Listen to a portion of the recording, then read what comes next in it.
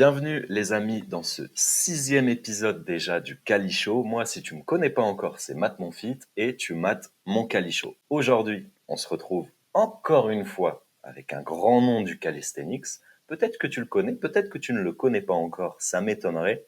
Mais les amis, on va accueillir Agustin. Agustin, comment tu vas? Salut Matt, merci beaucoup. C'est très marrant d'ailleurs de t'entendre faire l'intro. J'aime trop. Mais je vais super bien, super content d'être là aujourd'hui et hâte de la conversation. Ah, on a hâte aussi et on est très honoré de t'avoir ici. Les amis, Agustin, il fait énormément de choses. On va se concentrer sur l'essentiel pour cet épisode. Agustin, les amis, avant tout, c'est un athlète de calisthenics depuis maintenant à peu près 8 ans, spécialisé en pull et en one arm. Vous aurez toutes les informations sur Agustin dans la description, sur Instagram, etc., si vous voulez aller voir de vous-même. Mais Agustin également, il s'arrête pas qu'à l'entraînement. Il a fondé depuis maintenant quelques années SWO, la marque SWO. Si tu ne la connais pas encore, pareil, tu auras le lien en description. Kiff. Également, dans le milieu associatif, il a créé Toolbars, une association de calisthenics basée à Toulouse.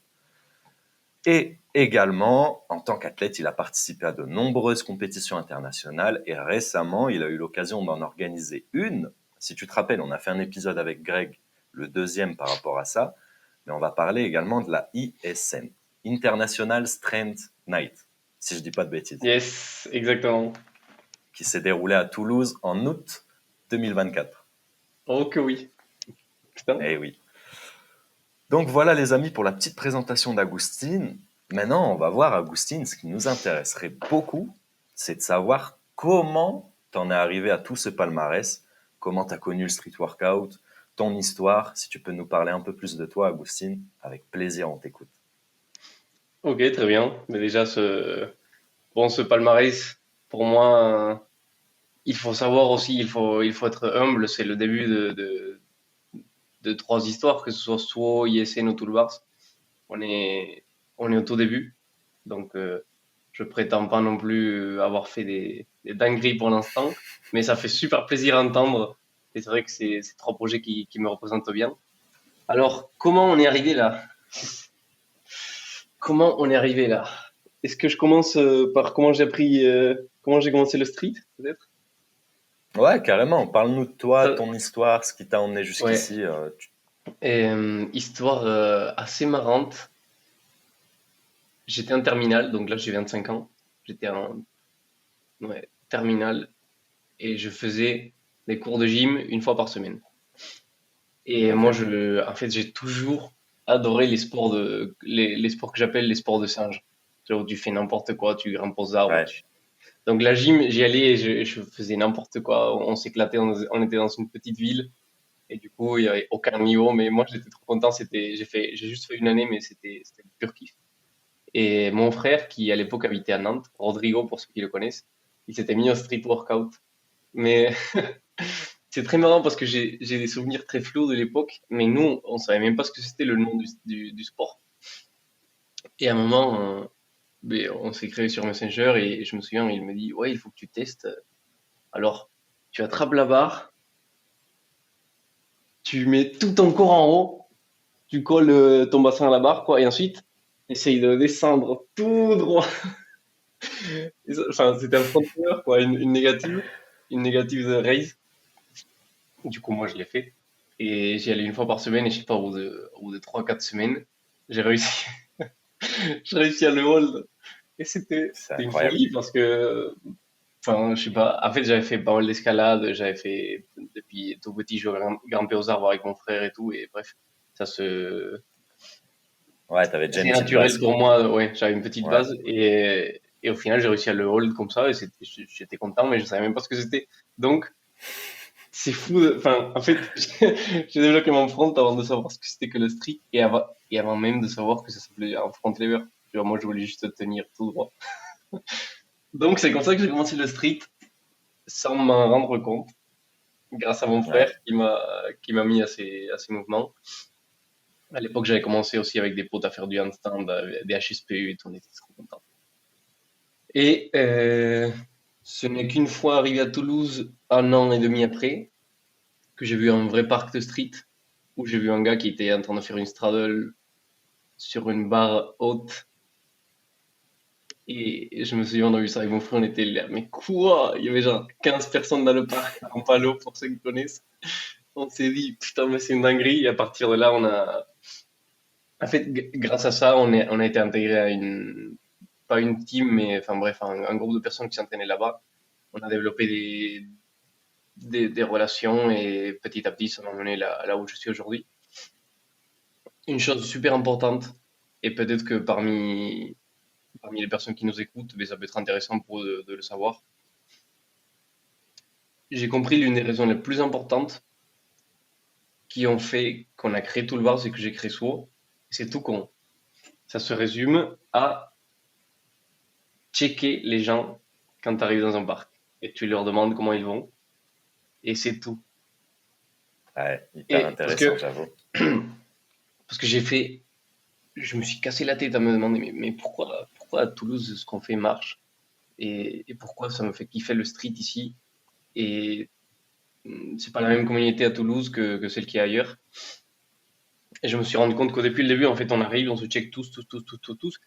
À force de te checker, un jour, tu vas, enfin, soit le premier jour, soit le deuxième, soit le dixième, tu vas interagir avec lui. Tu vas voir qu'il fait un muscle up où il fait le premier coup à gauche, suite à droite, tu lui dis, mec, attention, tu vas te défoncer. Et ça commence à créer du lien.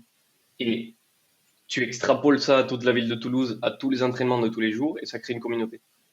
Si tu le fais pas, en fait, il y a un énorme gap entre les gens.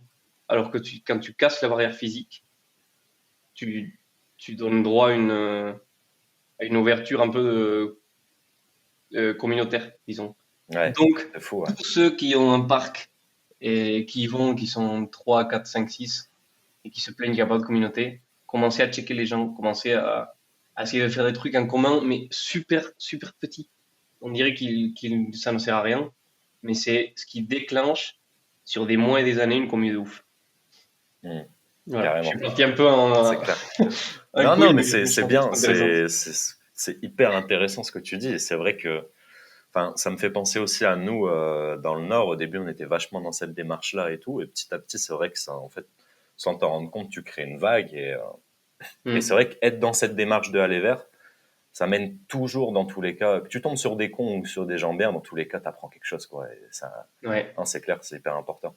Parce que c'est vrai qu'on totalement. ressent un peu en ce moment plus, tu vois, un peu plus d'athlètes qui se renferment sur eux-mêmes, qui s'entraînent plus chez eux dans leur truc. C'est vrai que chez vous, par contre, c'est tout l'inverse. C'est tout Ouais, l'inverse.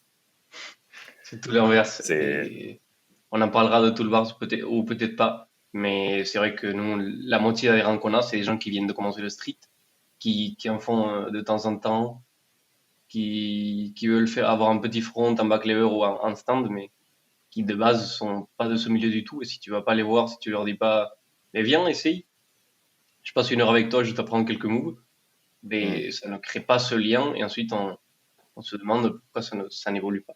Alors que ouais, on a tout ouais, entre c'est nos clair, mains. c'est clair. Sur ça, je suis complètement d'accord avec toi. Et Ouais, franchement, tu fais bien de le dire. ouais. Les amis, prenez bien note. Soyez ouverts aux gens. C'est ce qui vous fera. De toute façon, dans le collectif, tu peux que grandir en tant que personne, en tant Oui. qu'individu. Et avec Greg, on Mais s'est du rendu coup, compte, et ouais, je dis ça et je continue avec la présentation. Et avec Greg, on s'est rendu compte que le street, c'est communauté et sport. Mais tu peux pas dissocier les deux du tout, c'est impossible. Si tu te concentres que sur le sport, tu perds l'aspect communautaire. Si tu te concentres que sur la communauté, tu oublies ce que c'est qu'un front et un full grip. Toujours, enfin, on peut pas les dissocier. hmm, ouais, c'est clair, c'est clair. Après, tu vois, la petite limite à ça, c'est que c'est pas donné à tout le monde de savoir faire les deux, tu vois. Il y a Ouais, forcément des. Mais il faut des gars comme vous qui sont sur le terrain. Et de toute façon, moi, je le vois personnellement. Je pense que les gens qui te connaissent ici le voient. Ça charbonne fort chez vous et ça avance bien. ouais, Vous êtes quand même. Je fais la petite. Pour ceux qui n'ont pas écouté l'épisode de jusqu'au bout, avec Toolbars, ils ont quand même un créneau de street workout tous les vendredis avec 35 personnes. À chaque fois, c'est rempli, si je dis pas de bêtises, dans mhm, une salle privée. Enfin, voilà, cet aspect ouais, communautaire, on le retrouve. On le retrouve sans même venir chez vous, je pense qu'on peut le sentir. Donc c'est trop cool. trop bien, trop bien. Et du coup, Et Agustin, ouais. ouais, vas-y. Non, ouais, on continue du coup par là où on était, comment j'ai connu le street. Et moi, j'ai eu toujours une âme d'entrepreneur. Parce Ok, que pour ceux qui ne le savent pas, moi, je suis argentin. Et avec ma famille, quand j'avais 2 ans, on a dû fuir l'Argentine pour des problèmes politiques, économiques. Et mes parents, en fait, c'est des débrouillards, tout simplement. Ils savent que tout d'un coup, une crise explose, il faut partir, il faut trouver une solution, il faut se démerder. Et depuis le début, que ce soit en Argentine avant ou maintenant, parce que maintenant ils habitent en France, en Espagne, enfin ils travaillent en Espagne, ils habitent en France, ils ont toujours créé des projets, ils ont toujours été entrepreneurs. Et je pense que ça m'a donné clairement la fibre de l'entrepreneuriat, de les voir se démerder, se débrouiller quand rien n'est facile et créer des projets qui sont beaux, qui les représentent. Donc moi j'ai toujours eu cette fibre. Et à tort ou à raison, quand j'ai fini Non, attends, je vais mettre un peu plus de contexte. À 2 ans, je suis parti de l'Argentine en Espagne, donc on a vécu là-bas pendant 10 ans. Et ensuite, mes parents m'ont envoyé dans un internat en France, en sixième, pour que j'apprenne le français. ok. Et j'ai détesté les premiers 3 mois. Après, j'ai kiffé. Petit à petit, ça fait ouf. Et j'ai adoré. J'ai fait 7 ans là-bas, à l'internat. Ça se passait trop bien. Pour ceux qui ont fait l'internat, quand t'as des potes à l'internat, en fait, tu habites avec des amis, donc c'est génial. Et suite à ça, donc quand j'ai fini mon lycée, je me suis dit, bon, j'adore l'entrepreneuriat, j'adore le business. Je vais faire une école de commerce parce que c'est ce qui ressemble le plus à l'entrepreneuriat. Donc, à tort ou à raison, j'ai pris ce choix-là. Je regrette pas, mais je pense qu'il y aurait eu des meilleures solutions. Donc, je suis allé à Toulouse. Je me suis embarqué dans une école à Toulouse parce que mon frère il y habitait à cette époque. Et j'ai fait mes 5 ans tout en continuant mon petit niveau en street. Alors, mes séances de street ne ressemblaient à rien du tout. Je pense que c'est plus ou moins pour tout le monde pareil au début, mais c'était vraiment, j'arrivais au parc en palo et je dansais, je me disais, bon, j'ai envie de faire quoi là? Je danse Ouais, un bah, front, ah, j'ai hold 4 secondes, trop bien. Oh, c'est bien, vas-y, je vais faire quelques tractions. Allez, ouais, ouais, j'ai fait 8, oh, j'ai un peu mal là, bizarre. Je parle pendant 20 minutes avec un pote, après on fait 20 trails de handstand, j'arrive à la moitié, enfin bref, les bonnes séances du début quoi. Petit à petit, grâce à mon frère, je le remercie, merci Rodrigo, je me suis rendu compte que de un, j'avais un potentiel en street, de deux, que je faisais de la merde. hmm, Donc, juste, on s'est mis à s'entraîner beaucoup plus sérieusement. Et mine de rien, c'était il n'y a pas si longtemps que ça, c'était il y a 3 ans, donc au bout de 5 ans de pratique. Je me suis dit, putain, en fait, j'ai un potentiel en front. Je faisais de l'AJ à l'époque, mais j'ai arrêté. Et équilibre, j'avais un potentiel, mais putain, ça venait très, très, très doucement. On pourra en parler de ça d'ailleurs. Et,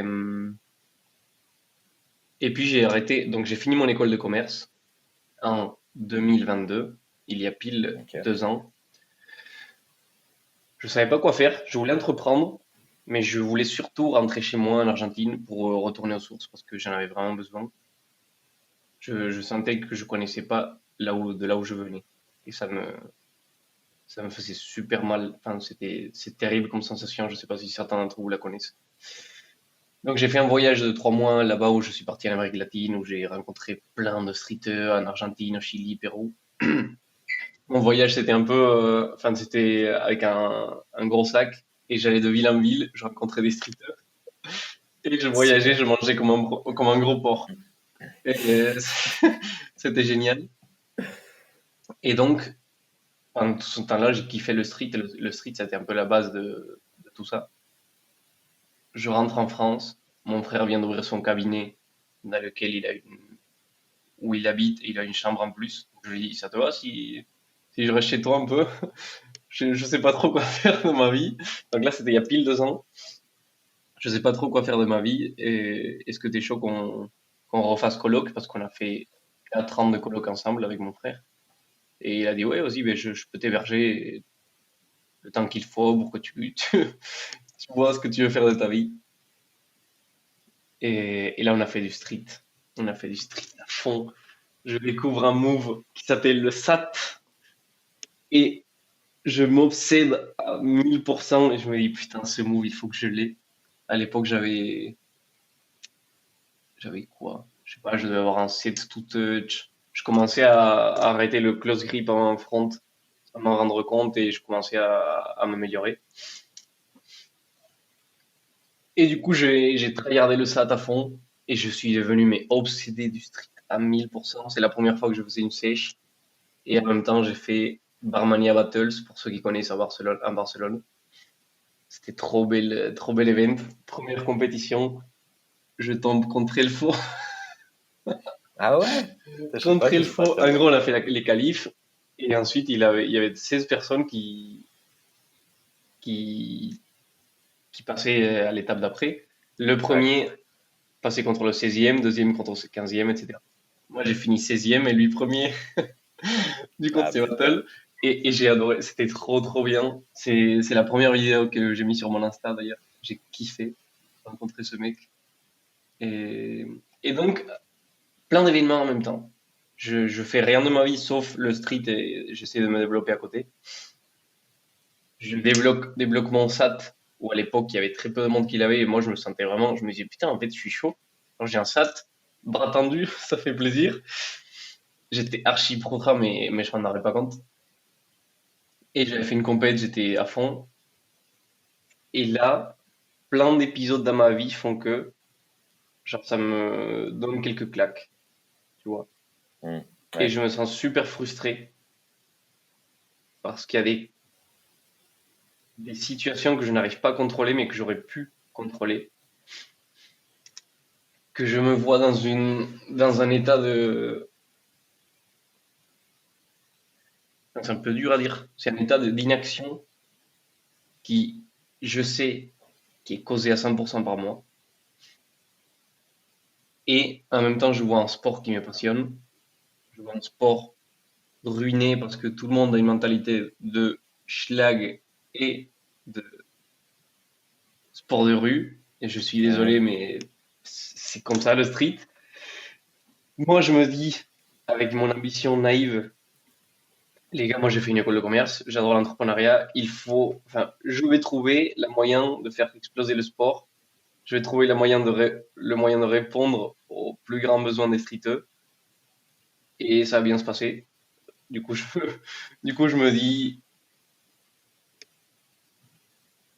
il faut que je fasse un truc. Enfin, il faut que je fasse un truc lié au street. Et Ouais. jusque-là, la réflexion. Ensuite arrive un jour où je fais un exercice pour savoir quoi foutre de ma vie. Parce que certes, autant j'avais deux passions qui m'intriguaient, j'avais vraiment envie de les développer, qui étaient l'entrepreneuriat et le street, autant je me disais, mais enfin, est-ce que ça va marcher? Est-ce que c'est vraiment ce que je dois faire? Et je sais pas, j'étais très perdu parce que à cette époque, en gros, je lisais beaucoup, je mangeais bien et je faisais du street et parfois je voyais des potes, mais c'était tout ce que je faisais. Et donc, je fais un exercice que j'ai appris dans un séminaire de Brian Tracy, pour ceux qui connaissent. Ce mec est dingue. Il a fait un séminaire, concrètement, qui t'apprend à comment être heureux dans ta vie, comment prendre les bons choix, comment... En fait, il t'explique des choses assez simples qui, chez moi, ont fait tellement écho. Il te parle des les lois de l'univers et des choses qui sont inévitables. Et si tu suis ce cours, tu peux arriver à ta destination. Et à un moment, il parle de en fait, c'est un peu un brainstorming d'une méthode. Il dit, bon, prenez un cahier, laissez de côté toutes les distractions et listez, posez-vous la question que vous voulez, à laquelle vous voulez avoir une réponse, mais que pour l'instant, vous n'en avez aucune.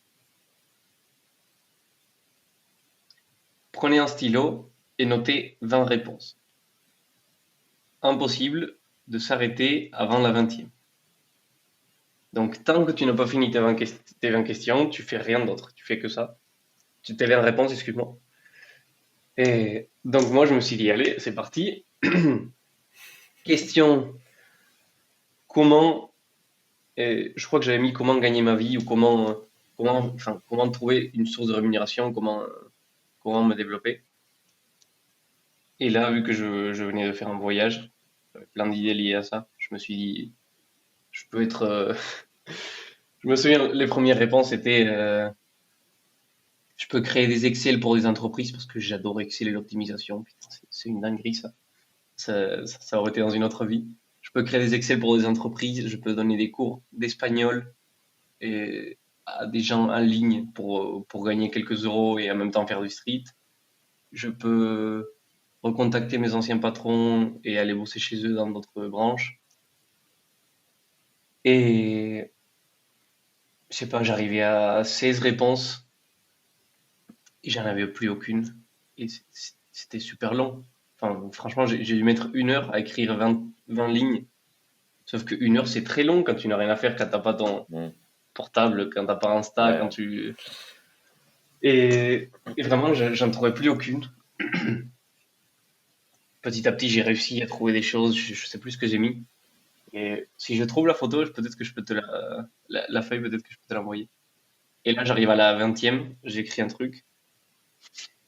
Et Brian Tracy, il disait que c'est souvent la dernière chose que tu notes qui est la bonne, qui est la solution à ta question. Et moi, je me suis dit, tu sais quoi, je vais faire plus que 20. Donc là, je pense, j'en ai fait 22. J'en ai fait 22, mais c'était vraiment les dernières, j'ai eu tellement du mal à les sortir de ma tête. Bref, l'exercice se passe, ça se finit. Et après, j'ai établi des priorités, etc. 22e Mais réponse. non. Créer des chaussettes pour le street workout et les vendre en ligne. Putain, ça part de ça. Incroyable. Donc, c'est Incroyable. en fait, c'est une folie parce que, enfin, déjà, si je m'étais arrêté à la 20e, ça se trouve, j'étais en train de donner des cours d'espagnol ou d'anglais en Amérique latine et de faire du street. Tu vois. Et je suis allé un peu plus loin parce que je sais pas, je le sentais. Et j'ai trouvé ça.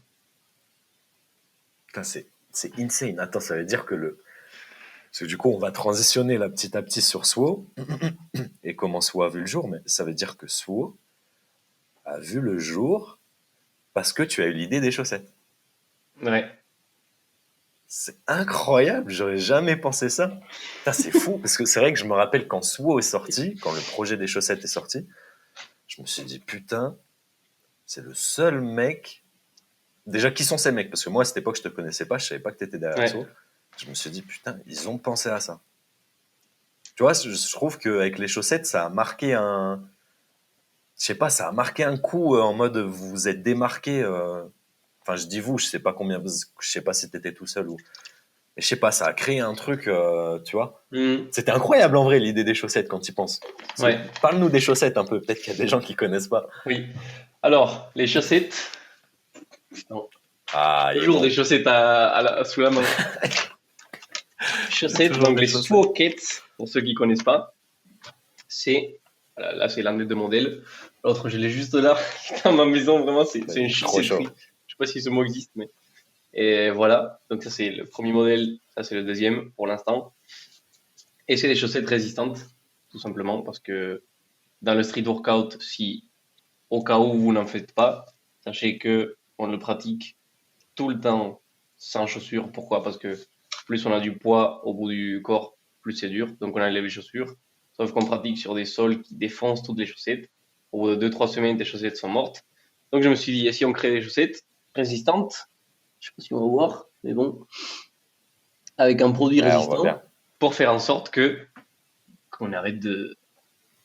En fait, c'est ce que je disais tout à l'heure. Ce sport, c'est un sport de schlag. Pourquoi depuis des années on a ce problème? Et c'est un truc qui nous caractérise et personne donne une réponse. Vraiment personne. Et nous, avec mon frère, je me souviens, on se disait depuis des années, putain, mais pourquoi il n'y a pas une solution à ça? On se trouve tout le temps les chaussettes. Sauf que c'était pas la bonne façon de, de se plaindre et dire putain, pourquoi ça n'existe pas? Donc autant proposer une solution, quoi. Et donc, ce que tu dis est très juste. En fait, moi, ce que je me suis dit, c'est la logique au tout début était la suivante. Les sockets, Enfin, moi, je veux aider le street à s'officialiser parce que je me suis rendu compte que c'est ce que les gens voulaient. L'officialisation pour, d'un côté, se sentir plus aimé, que les gens les identifient plus, de l'autre, pour qu'ils puissent Mm. mieux se dépasser parce qu'ils ont des meilleures conditions de pratique. Donc, pour montrer l'officialisation, il faut frapper fort avec un truc symbolique et apporter une solution à un problème très clair qu'on avait, auquel personne ne répondait. Bah, c'est la façon de faire. Donc, comme tu as dit, c'était vraiment le produit symbolique pour ce début, pour ce lancement, qui va continuer à l'être d'ailleurs. Mais ça, c'était le but avec les chaussettes. Donc, grâce à cette idée, je me suis dit, mais en fait, c'est parfait. C'est le symbole du street. C'est clair. Incroyable. Ouais, et puis tu vois, l'air de rien aussi, quand tu parles d'officialisation et tout, je trouve que l'équipement sportif est grave assimilé à l'officialisation du sport. Mais Je oui, m'explique en mode, quand tu vois un foot, quand tu vois des crampons, tu l'associes directement au foot, tu vois. Et genre, si tout le monde avait des chaussettes SWO, genre, imagine si les gens passaient dans la rue, voyaient qu'ils avaient des SWOkets, ils disaient, ah bah oui, ils font du street workout. Tu vois ce que je veux dire? Genre, bah, mais totalement. ça irait grave dans cette démarche. Hyper intéressant. Totalement. Si tu vois un gars dans la rue avec un ballon de foot, tu sais qu'il va aller faire du foot. Genre, Mhm. c'est aussi simple que ça. Et moi, l'un de mes objectifs aussi, c'est de démocratiser le port des sockets pour faire en sorte que quand tu fais du street, tu mets les sockets. Genre, tu te poses plus de questions. Tu peux pas jouer au foot sans ballon. Tu vois. Ouais. Le but, c'est de faire la même chose et que, mine de rien, le grand public, il va le reconnaître, cet aspect-là. Parce qu'à chaque fois, il va voir des gars C'est bizarres dans clair. la rue qui font des figures qu'ils comprennent pas mais qu'ils trouvent esthétiques. Ils vont voir des chaussettes différentes, tout le temps différentes, différentes, Mhm. différentes. Et à force, ça en devient le symbole du sport. Et ça devient une définition très claire enfin pas une définition, mais oui, le symbole tout simplement. Ouais. Ah, parce que du coup, je me sens exclu là, parce que moi, je préfère grave être pieds Ouais, nus. pieds nus. Ouais. C'est vrai Ouais. qu'il y a un pourcentage. Ça c'est les gens que je viserai jamais avec mes sockets, bien sûr, bien sûr. Bah, il y a peut-être des Mais solutions, tu vois, je sais pas, des petites bandes de grip pour les pieds, tu vois. Tu vois, moi, je kifferais emballer mes orteils et tout. Je sais pas, tu vois, même des petites, regarde, en street, on a toujours les protèges poignets. ouais, On n'a pas des protèges chevilles. c'est parce qu'on n'a pas l'habitude de faire des gros sauts et atterrir sur les pieds. Bah non, mais tu vois, en fait, tu vois, Ouais. parce que du coup, tu parles de ça, ça me lance, parce que j'en ai déjà parlé aussi avec beaucoup de gens. Ce que je trouve dommage en compétition, c'est qu'on n'ait pas un uniforme. Tu vois ce que je veux dire, c'est que tout le monde ne soit pas uniformisé. Oui, Et je suis si, d'accord.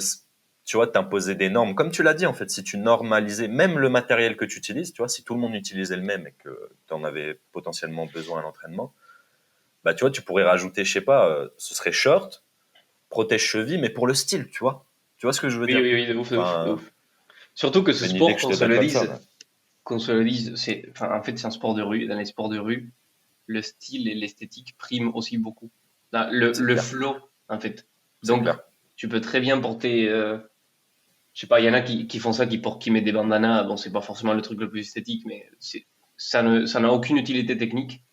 Et ils le portent pour autant. C'est vrai que dans le street, C'est ça clair. pourrait bien marcher. Ça pourrait bien Mhm. marcher, c'est vrai. De toute façon, les trois produits sur lesquels il faut se centrer, j'ai envie de dire,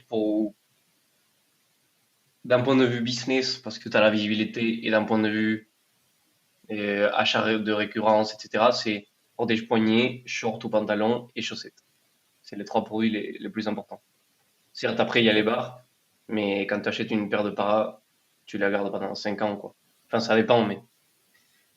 Alors que le reste, bon. Et c'est vrai que si on focus la création d'un équipement pour compétition petit à petit, déjà, pour que les gens, ça commence à les influencer. Et puis, en fait, on peut clairement créer une norme qui Oui, devient la référence. Et moi, c'est ce que je comme, souhaite, bien sûr. comme SBD, tu vois. Je sais pas si tu Oui, vois un peu oui, SBD. oui, oui. Bah, ils ont leur Hmm. équipement aux normes, et si tu n'utilises pas celui-là, tu vas te Ouais. faire foutre, tu vois. Oui, oui, oui. Mais ça, bon, après, il y a des. En fait, il y a tellement de thématiques parce que là, tu me lances sur Ouais, le ouais, sujet de l'officialisation et de ouais, ouais, est-ce que c'est mieux qu'une entreprise gère tout ça.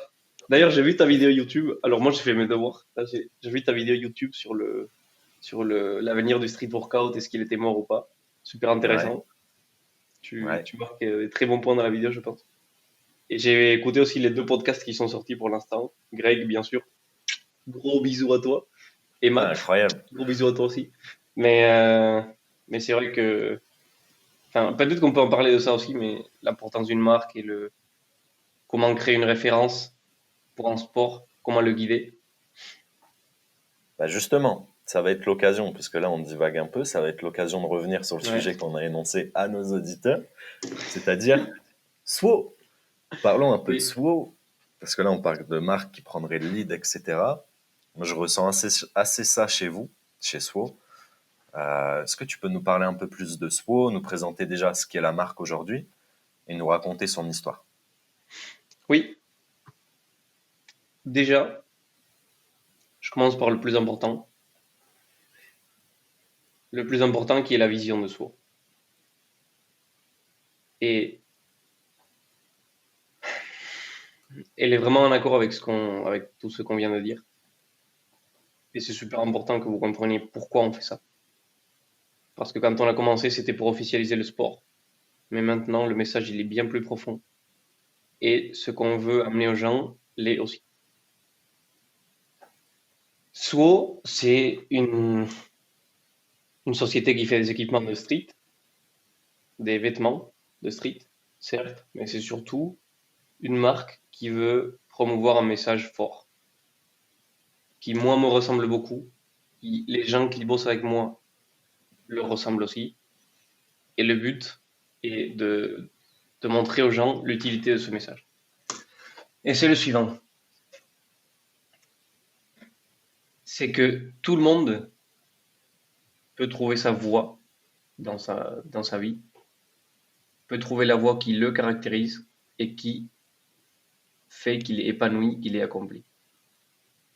Et ça passe par un alignement de ce qui se passe dans ta tête, donc de tes pensées, et de ce que tu fais dans le monde, de tes actes, tes actions. Ce qu'on veut démontrer par le street workout, c'est qu'en montrant qui tu es réellement, en étant authentique, en alignant ce que ta tête te dit à ce que toi tu fais réellement, en fait, tu vas devenir la meilleure version de toi-même, puisque personne ne te ressemble, personne n'est comme toi véritablement. Tout le monde est unique, et ce n'est qu'en suivant ta propre voie que tu vas y arriver. Le street, c'est un moyen super fort de démontrer ça, parce qu'on a des athlètes qui, quand ils font des figures qui leur ressemblent et qui sont eux-mêmes à 100%, ça te, ça transpire quelque chose, ça transmet des émotions qui sont dingues.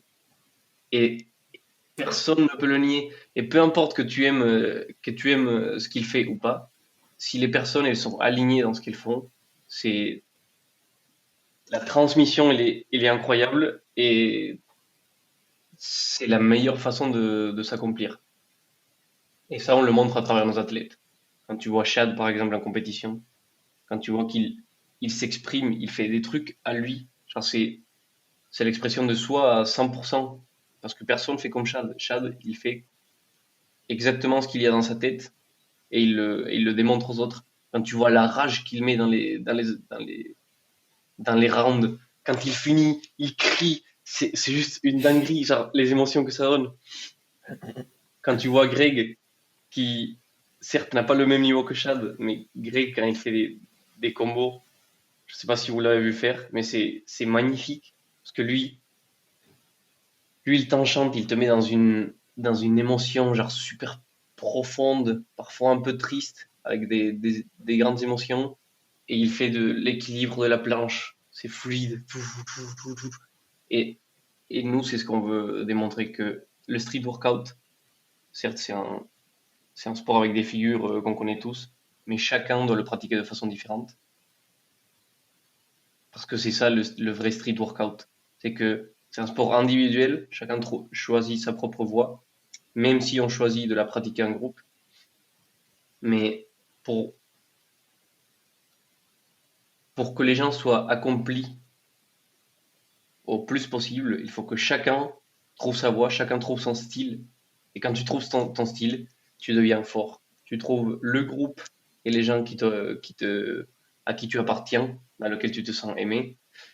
Tu développes un côté artistique, une expression de soi qui est unique, qui te ressemble seulement à toi. Et tu maîtrises et tu es polyvalent dans ce qui est utile pour toi. Et en fait, c'est le mieux qu'on puisse faire. Donc nous, avec soi, on veut montrer ça. Putain, arrêtez de choisir, que quelqu'un choisisse pour vous la voie, alors que ils n'en savent rien de qui tu es réellement. Il faut que toi-même, tu te poses et te dises, OK, qui je suis, qu'est-ce que je veux faire, et l'exprimer, être soi-même, et en acceptant et en alignant ses valeurs, ses pensées, ses actes, pardon, bah, il faut juste être patient et ça va venir. Donc Ouais, c'est un excellent. message un peu plus fort que officialiser le street. Le street a été le moyen pour moi aussi de m'accomplir et de m'épanouir. Je pense que pour beaucoup de gens aussi. Et c'est en allant chercher ce truc. En fait, quand toi, par exemple, je sais pas, moi je connais personne qui pratique comme toi. La façon dont tu lances tes maltaises, la façon dont tu fais ton push est très caractéristique. Et c'est ce qui te ressemble. Et tu pourras jamais faire le push que quelqu'un d'autre fait. Et tant Mhm. mieux. Parce que sinon, on est tous Ah, des c'est clair. robots et à quoi ça sert? Et voilà. Le street workout, c'est tout simplement ça qui nous permet de faire. Et donc, qu'en est-il de SWO dans tout ça? Puisque moi, je suis en train de vous dire que la voie, c'est à vous de la trouver. SWO a pour ambition d'être la lumière qui illumine le chemin, la lumière qui illumine les chemins. The lighting. Yeah. Voilà. Parce que c'est beaucoup plus simple Tu de l'as prendre là? un choix. Oui, je l'ai là, là.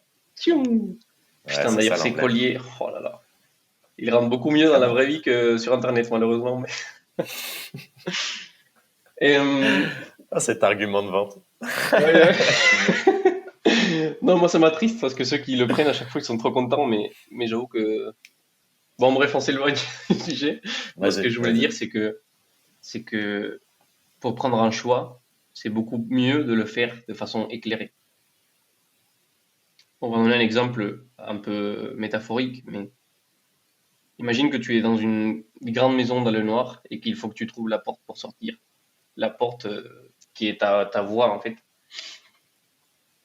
Quand tu es dans le noir, c'est super dur parce que tu comprends rien. Tu vas mettre des années et ça se trouve, tu vas jamais réussir. Alors que si tu allumes la lumière, tu vois tout de suite où est la porte. Donc, nous, notre but, c'est de guider les gens vers ce côté-là. D'aider les gens à se dire, les gars, réveillez-vous, alignez-vous, alignez-vous et profitez de cette lumière qu'on est en train de créer pour trouver votre voie à vous.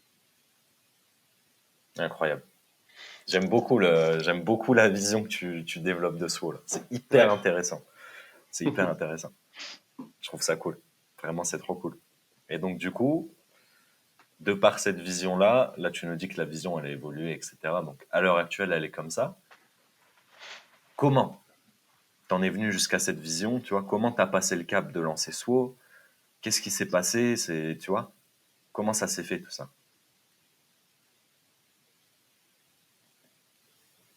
Tadam. Putain, mais comment ça s'est fait? En fait, moi, je suis un naïf ambitieux. C'est-à-dire que quand je crois en un truc, je me dis, ça va se passer, et ça va marcher, et je suis convaincu à 1000%. Donc ça, c'est le côté ambitieux qui est trop bien. Le côté naïf ensuite, qui fait que j'y crois, même si, de façon réaliste, c'est complexe. Donc juste, moi, j'ai eu mon idée, la 22e, de créer les sockets. Je me suis mis à bosser, je me suis dit, putain, trop stylé. Je me suis renseigné, j'ai trouvé des fournisseurs. Et pendant 6 mois, j'ai tapé tous les jours sur le projet. Tout simplement parce que je me suis rendu compte que c'était ça qu'il fallait que je fasse. Et, et donc, je me suis mis à charbonner et tout simple. En fait, quand j'ai compris l'idée, ça s'est déclenché et c'est tout. C'est comme si moi je n'agissais plus, et je ne devais plus trop réfléchir et je faisais. Ou jusqu'à un jour en septembre, on a lancé la marque. J'ai lancé la marque. Septembre 2000 23, combien? 22? 23? 2023, ouais, 2023. Mais je sais pas, c'est un peu étrange en fait. J'ai une sensation de. Un jour, j'ai décidé un truc et du coup, en fonction de tout ça, ma vie elle est en train de changer. Mais j'ai juste pris. Enfin, c'était juste une décision il y a un an et demi maintenant. Et puis j'ai écouté, j'ai continué. C'est un peu étrange et C'est ouf, comme c'est sensation, ouf. mais juste j'ai compris et je me suis dit, vas-y, on pense. Donc oui, pour rentrer un peu plus dans l'histoire de SWO, septembre 2023, Burning Gate. Moi, c'était ma compétition de rêve parce que c'était le Saint Graal du statique à l'époque. Avec, il y avait eu la vidéo je crois que c'était 2019 où il y avait, enfin il y avait une vidéo qui a été vue 1 million de fois sur YouTube, la Burning Ok. Gate. Je crois que c'était 2019, mais je sais plus. Et nous, on l'a regardé tout le temps avec mon frère. Du coup, je me suis dit, putain, mais c'est abusé, il faut qu'on lance la marque à cet event-là. Pourquoi? Parce que nous, on est en liste statique et parce que les athlètes qu'on voulait amener là-bas, enfin, en fait, il y avait 4 athlètes de phares qui allaient représenter la marque. On s'est dit, mais alignement des planètes, trop bien, on amène 4 athlètes qui mettent des sockets et on lance la marque. Du coup, on a amené Ilyes, bisous à toi Ilyes, si tu écoutes. On a amené Elfo, on a amené Gusta, qui voulait s'essayer à un event en liste statique, et Blanca. Blanca, l'une des Ok. meilleures athlètes féminines. Et on a ramené les 4 et on s'est dit, vas-y, c'est bon. Enfin, encore une fois, ambitieux, naïf. Je me suis dit, ça va, ça va péter. Pourquoi? Parce que les chaussettes, c'est un truc dont on en a tous besoin. Parce que réellement, on se trouve tous les chaussettes. Sauf ceux qui pratiquent pieds nus, sans chaussettes, qui se trouvent pas les pieds. Et, donc je me suis dit, ça va bombarder. Vraiment, ça va péter. Donc la compétition se passe. Gusta ne passe pas les qualifs. Et ensuite, il y a la compétition féminine où Blanca perd et finit troisième. C'était un peu bizarre, mais bon, voilà. Moi, j'étais persuadé qu'elle allait gagner. Compétition masculine et Le Elfo se scandale. fait. Ouais. Bon, je pense que vous connaissez tous le fameux comme ça. D'ailleurs, putain, quelle dinguerie cette vidéo. Et Elfo se fait éjecter parce qu'ils ont oublié de lui compter 15 secondes de round. Je ne sais pas si les gens sont au courant de ça, mais dans les Mais non. fiches, ils avaient oublié. À un moment, il fait un sat, il fait des satousso, je sais pas quoi. Ils ont oublié de l'écrire, bizarrement, contre Caruso. Bon, moi, je suis pas venu ici pour réouvrir des débats, mais en gros, Elfo se fait éjecter de façon un peu bizarre. Et Ilyes aussi, on connaît tous cette histoire. Donc, moi, je me retrouve avec 4 athlètes qui avaient, en fait, pour moi, c'était Ilyes premier, Elfo deuxième ou l'inverse. Blanca première et ça allait être une dinguerie. On se retrouve avec personne sur le podium masculin, avec Blanca qui finit troisième et avec un scandale de fou qui fait que la fin de l'event, personne ne regardait. Et ça, c'était mon lancement de marque tant voulu. Putain. On a des vidéos où moi je parle et je me dis, mais putain, c'est quoi ce truc? Genre, en vrai, j'ai mis tout mon argent dedans et l'event a clairement été nul. Et les retombées aussi. Donc c'était chaud. C'était chaud de remonter depuis ce moment-là. Même si, mine de rien, en fait, ça nous a créé une image, je pense. Et aussi, d'un côté, on ramène les chaussettes, les sockets en équipement symbolique. Une image de marque qui veut changer les choses. On dit, les gars, c'est fini, il faut arrêter de faire de la merde. Et en même temps, on va à la Burning Gate, compétition soi-disant très légite, qui au final se passe mal. Et nous, on défend Ilyes et sa prise de décision. Du coup, quelque part, c'est vrai que ça affirme quelque part notre image de marque, même si on a perdu beaucoup de visibilité. Ouais. Ouais, incroyable, putain.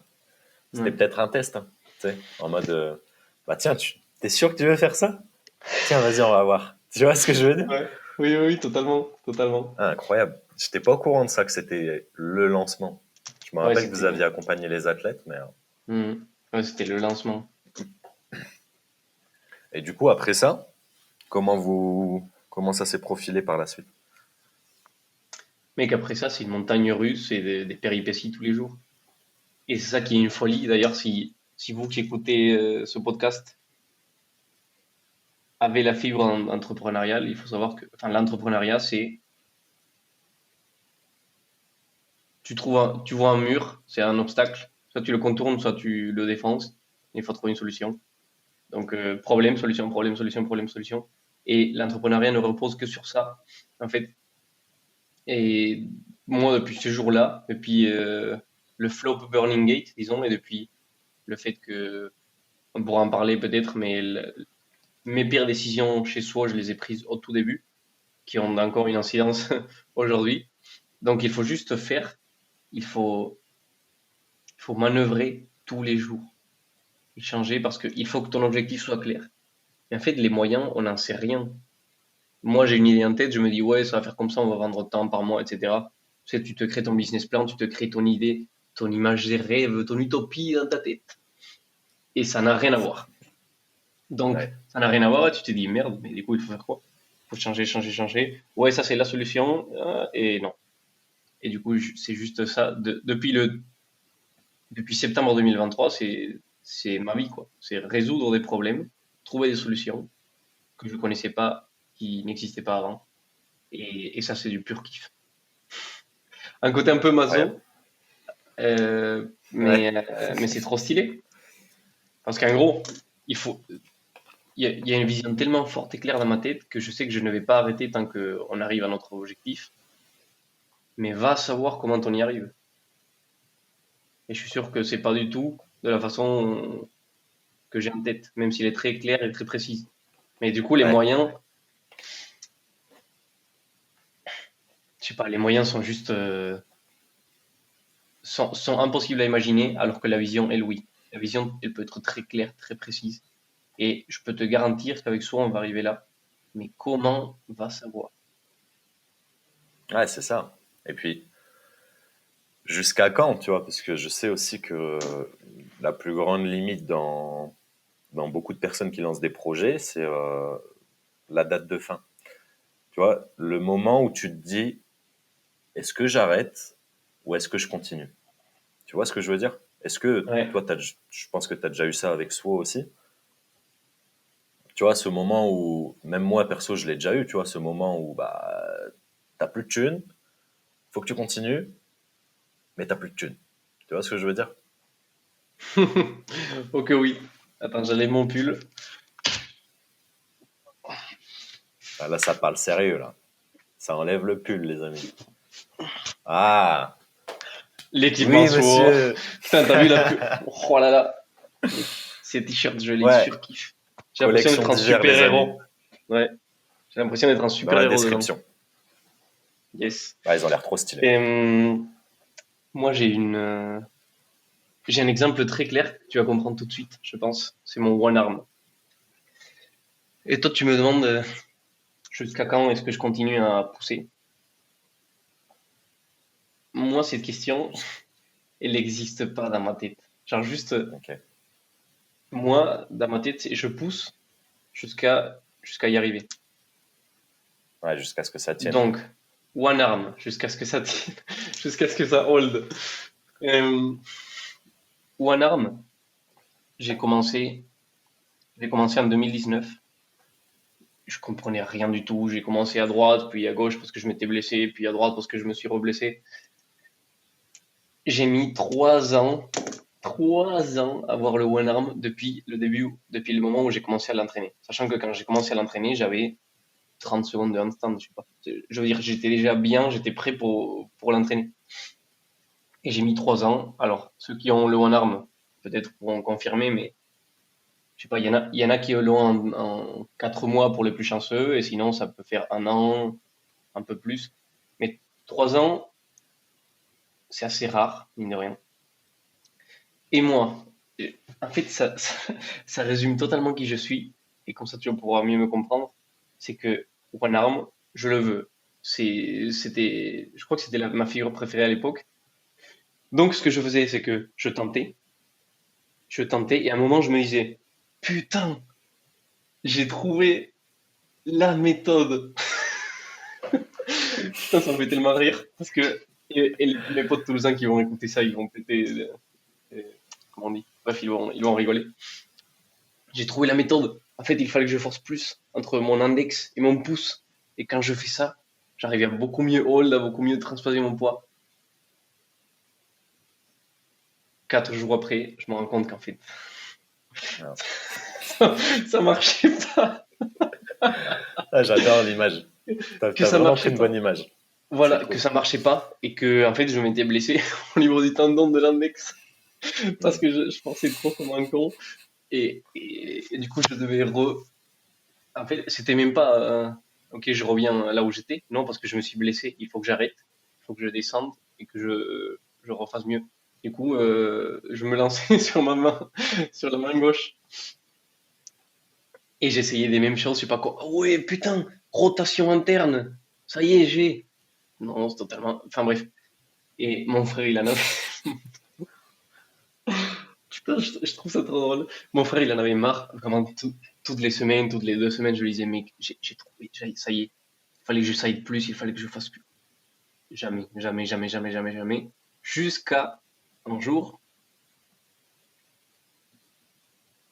où je lance un one arm.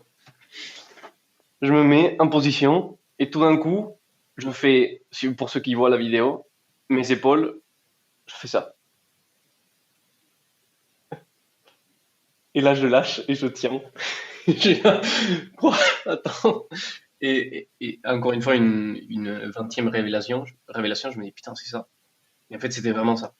Pour moi, parce que le one arm est un peu différent pour chaque personne. 15 jours après, j'avais 10 secondes de one arm. Et 3 mois après, j'avais réussi à faire 20 secondes en straddle. Et depuis, enfin là, moi, je m'éclate en one arm. Tu vois, là, en compète, j'ai fait un petit full hold en touch, je sais plus comment il s'appelle, redéplié straddle. Et enfin, ça y est, maintenant, c'est super simple pour moi. Mais j'ai mis 3 ans à trouver cette simplicité. Donc, Mm. je reviens, et c'était une parenthèse un peu longue, mais je pense que ça explique bien, c'est que Source, c'est la même chose. Là, il y a 3 semaines, j'ai trouvé un truc et je me suis dit, putain, je vais mettre en place ça, je sais que ça va marcher. Mais il va savoir si ça marche. Et si ça marche pas, c'est pas grave parce que je trouverai une autre solution. Jusqu'à Ouais. quand? Pas jusqu'en septembre parce que j'aurai plus d'argent, jusqu'à ce que Source réussisse. Et quand ça réussit, je hold 20 secondes quand tu veux. Ouais, c'est clair. Ça, c'est vraiment une bonne image. C'est une très bonne image. En plus, je pense que ça va bien parler aux auditeurs. Ouais. Mais ouais, c'est trop ça. C'est trop ça. C'est trop ça. Parce que ouais, du coup, tu vois, je vais rebondir un peu sur ce que tu as dit tout à l'heure qui m'a intrigué quand tu parlais de la plus grosse erreur que tu faite sur soi. Parce que ça revient un peu à ce principe, tu vois, de penser avoir trouvé une bonne méthode, au final, c'est de la merde. Et potentiellement, cette méthode, elle peut te blesser. Tu vois ce que je veux dire? Donc Oui. là, tu avais une méthode que tu as mis en place et qui, au final, a blessé la marque. Est-ce que tu peux nous en parler un peu plus de ça? Ouais.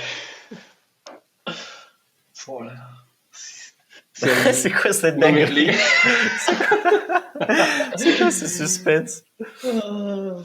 c'est juste que j'y pense et ça me fait trop plaisir parce que d'un côté moi je suis très têtu mais de l'autre j'aime beaucoup me tromper parce que je sais que c'est là où on apprend. Et là j'ai bien appris. Donc on se positionne sur mon cas ambitieux et mais naïf. Je me suis dit et au bout de 6 mois je vais vendre 1000 paires de sockets par mois. Ok, Voilà, ça c'était 1000 paires de sockets à 20 € la paire, ce qui fait que c'est énorme. on est déjà positionné cher, enfin pas cher dans des chaussettes de streetwear, mais cher dans un marché de street workout. Et, donc, j'ai acheté un stock de fou, de dingue, en me disant, ben c'est bon, Burning Gate. Burning Gate, Ilyes, Gusta, Elfo, Blanca, et moi qui ai fait une école de commerce, tu vois. Donc je me suis dit, bah c'est bon, tranquille, il n'y a aucun problème. Sauf Attends, que t'as acheté combien de stock? j'ai acheté un chaussette 4000 paires. 4000 quatre pour te mille paires, lancer? Pouah, oui. quand même. Et des t-shirts de ceux-là que je porte là, j'en ai acheté 400. En me disant que c'était peu parce que c'était 10 fois enfin 10% Ouais. des chaussettes. Sauf que moi, j'avais pas pris en compte une petite chose, c'est que les marques mettent du temps à se lancer. Et donc, en gros, pour faire simple, j'ai pris tout mon argent, je l'ai mis dans du stock et dans la sponsorisation Burning Gate. Et j'en avais presque plus. Alors j'avais 1000 euros. En me Ouais. disant, études de marché, école de commerce, t'inquiète pas, il y a autant d'athlètes qui pratiquent, il y a autant de personnes qui vont acheter. Alors que pas du tout, mon gars, ça se passe jamais comme ça. Et du coup, depuis, on est dans une période où, en fait, enfin, clairement, et même à ce jour, on a encore trop de stocks qui pourraient être de l'argent à la place pour le réinvestir et faire d'autres projets, Ouais. mais qui bloquent, tu vois. Donc, depuis, je traîne, je traîne ce problème de stock qui fait que, putain, en fait, si j'avais fait autrement, je sais pas, les projets pourraient être plus rapides. On pourrait créer des nouveaux Mm. projets, des nouveaux produits, on pourrait mieux sponsoriser ou tenter plus de choses. Sauf que là, enfin, dès le début, j'ai pris un choix qui était assez mauvais. D'ailleurs, en maths, Blaise, il avait fait sensiblement la même chose. Je pense que pas autant de nombres, mais on en avait parlé, je crois qu'il a discuté sur le podcast. C'est l'une des erreurs assez classiques quand on relance. On se dit, ouais, je vais vendre tout ça alors que c'est le début. Voilà. Ok. Et du coup, depuis, Ouais, ça traîne, tu vois. Et comme Matt disait aussi, les gars, d'un côté, vous voyez la dernière collection qu'on vient de lancer, mais enfin, les vidéos sont tellement stylées, moi je kiffe. Et je pense que ça donne beaucoup de sécurité aux clients. Mais enfin, pour autant, en fait, il y a la différence de ce qu'on affiche et de ce qui se passe réellement en interne. Parce qu'en mm. interne, on a des problèmes tous les jours. Ouais, Après, ben, ça fait que le problème, ça devient juste un problème journalier et c'est bon, quoi. Mais voilà. C'est un projet aussi ouais, ben, passionnant que complexe. comme tout, hein, de toute façon. Parce que là, tu dis vous êtes plusieurs dans l'équipe soit? Alors, équipe sourd, on commence avec moi-même tout seul. Et même si depuis la première compète, il y a deux gars qui m'ont jamais lâché. Un que vous connaissez, qui est Greg, et l'autre que vous connaissez peut-être pas, qui est Arthur. Arthur, c'est le vidéaste derrière les meilleures vidéos de Ok. SWO, derrière les meilleures vidéos de Toolbars. C'est un gars qui est sorti un peu de nulle part. On s'est rencontrés au parc un jour. Devinez comment? Ah, On s'est ça checké. revient. Ouais. On s'est Ça revient à ce que checké. tu disais. Ouais. On s'est checké un jour au parc. Et je me souviens de fou. Le premier jour, en fait, moi, je suis la première personne qu'il a rencontré dans le street, Arthur. Et je lui ai appris à faire du handstand parce il avait une forme horrible. Et bref, je lui ai appris à faire ça. On a fait quelques tractions, je crois, je sais pas quoi. Après, on s'est revus un année plus tard, une année plus tard, pardon, parce qu'il était parti en voyage. Il revient et en fait, il avait développé des compétences en vidéo de ouf. Et il m'a accompagné pour faire une vidéo en Pologne. Et à partir de là, il est venu. J'ai compté hier, on a fait 10 events en dehors de Toulouse ensemble. C'est, enfin, c'est énorme. Et maintenant même, il continue à bosser pour soi.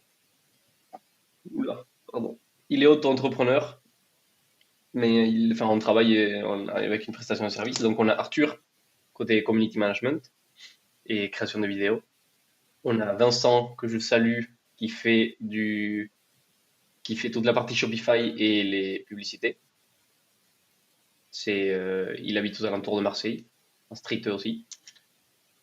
Et Greg, qui vient de rentrer dans le projet véritablement, Je vais pas rentrer dans les détails, mais disons qu'il aura une place assez Ouais. importante dans les projets. On en avait parlé un peu aussi ensemble. Il m'avait dit pour l'instant, Ouais. on sait pas trop. Voilà. Donc t'inquiète. Pour l'instant, il faut pas dévoiler trop d'informations, mais disons qu'on est très complémentaires les deux.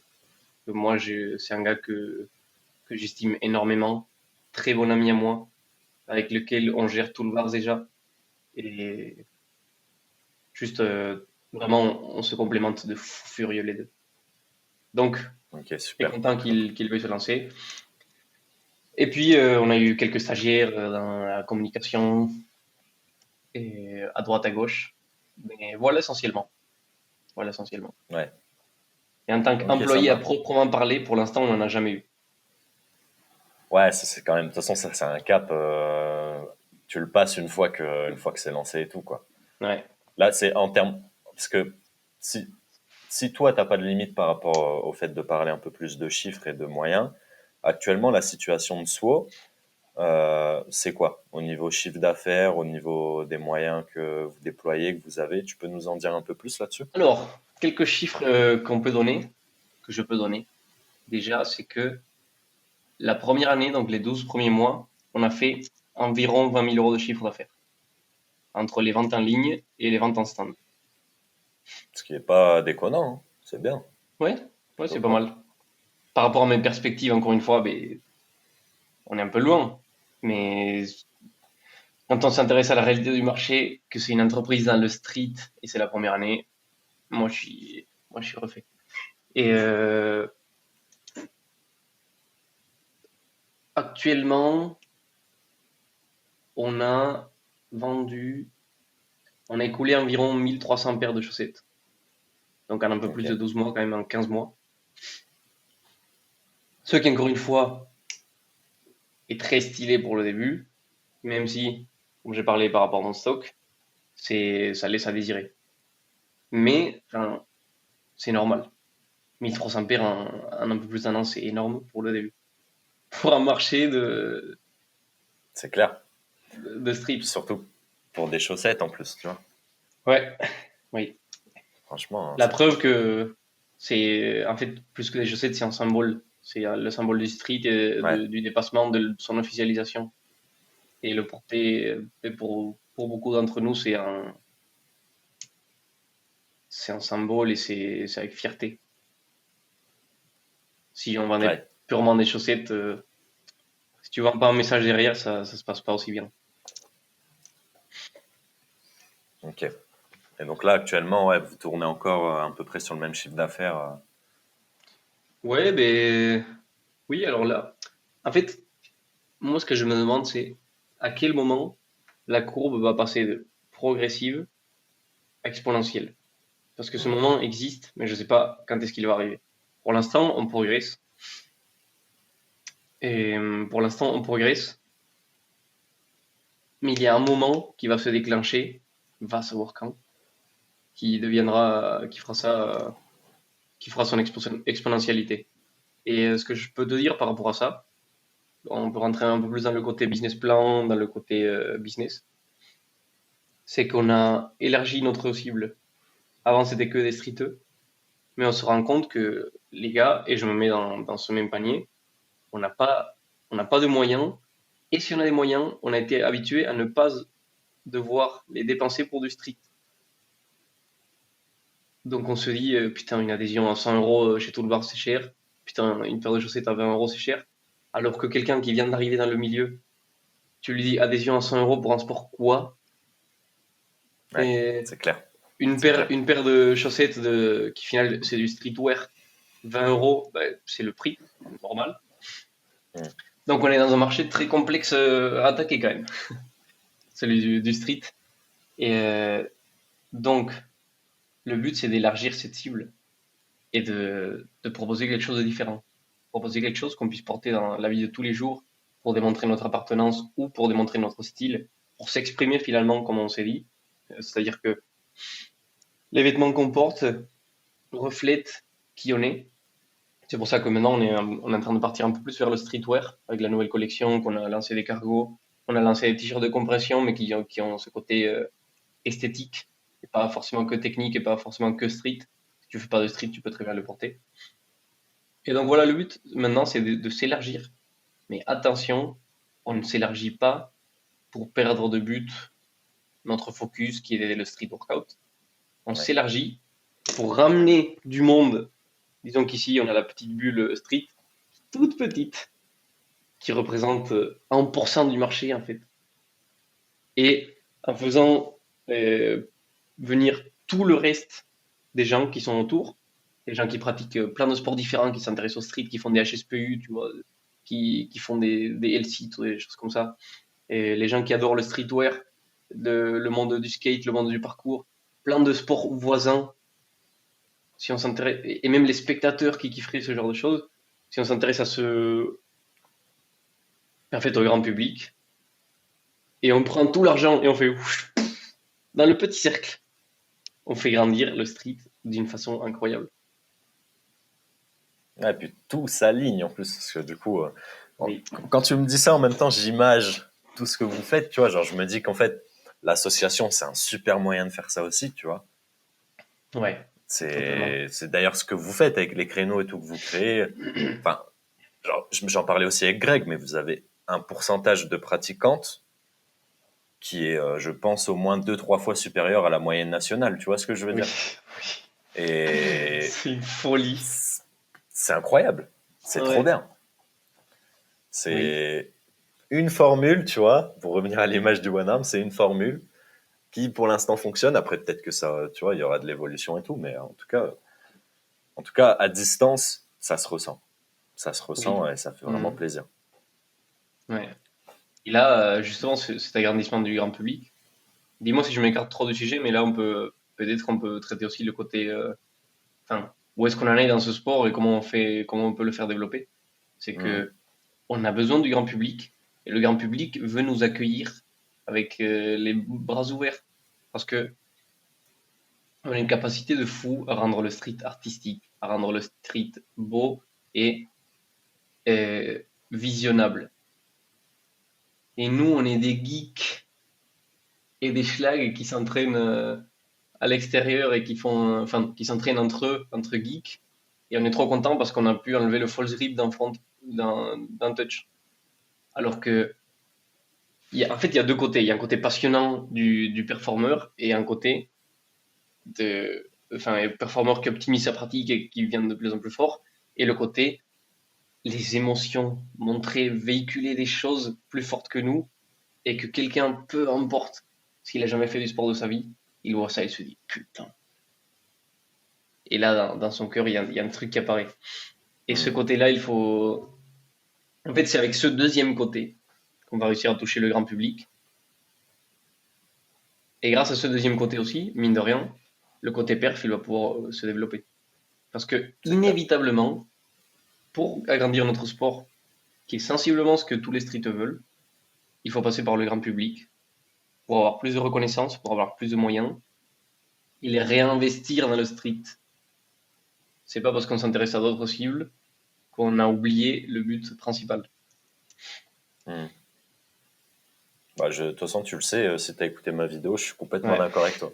J'ai rien à rajouter là-dessus, c'est oui. ma vision aussi. Et c'est top, c'est top. Et franchement, c'est encore plus top parce que là, je pense que petit à petit, vous vous créez les moyens de le faire, tu vois. Mhm. Et non, c'est top. Moi, j'ai aucun doute, ça va le faire. Ça va le faire. Et alors, il y a des, il y a des projets, mais tellement stylés chez So, mais je peux pas en parler. Pas de souci, t'en parles Mais pas. moi, ce que je peux dire, c'est que qu'est-ce qu'on a fait dans l'heure actuelle? Et moi, j'aimerais vous ouvrir les yeux sur des choses. C'est qu'il faut arrêter de faire toujours la même chose en attendant un résultat différent. Je crois que je sais plus si ça c'est la définition de folie ou bon, j'en sais rien. Bref, petit aparté.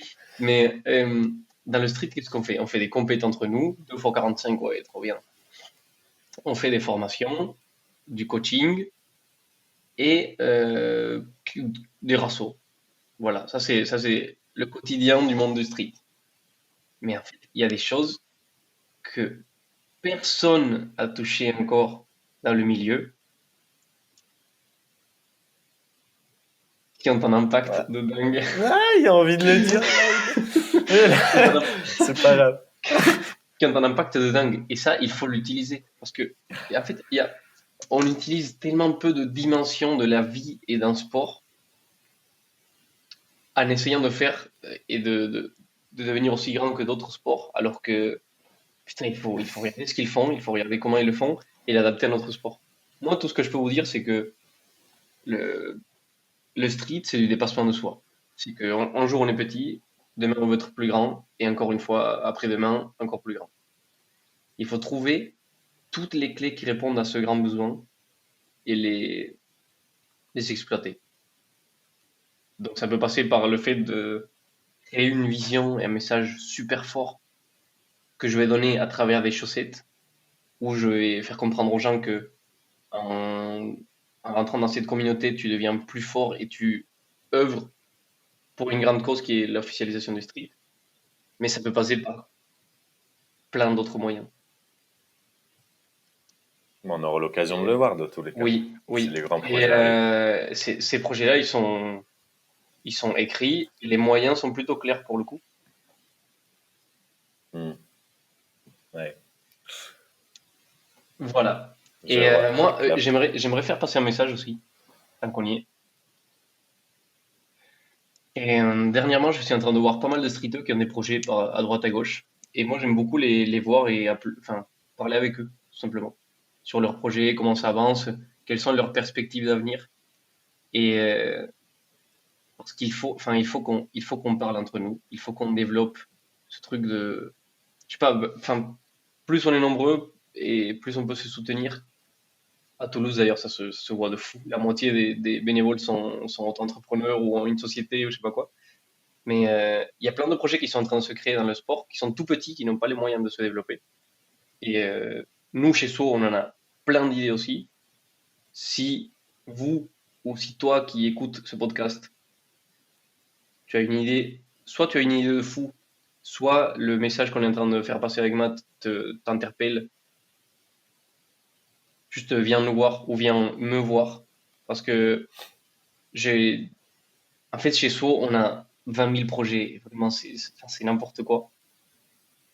Il faut juste enfin, en fait, qui sait, peut-être que toi qui écoutes ce podcast, tu as un avenir dans le street et tu le sais pas encore, mais tu as une passion qui t'anime et tu veux développer ça. Mais sache que, en tout cas, chez Source, c'est ce qu'on essaie de développer et ça serait un grand plaisir de te rencontrer. Donc, s'il y a des gens Comment on peut faire passionnés, pour vous rencontrer? et message sur Instagram, sur Suo, ou message à moi directement, Agustine-du-bas Suo.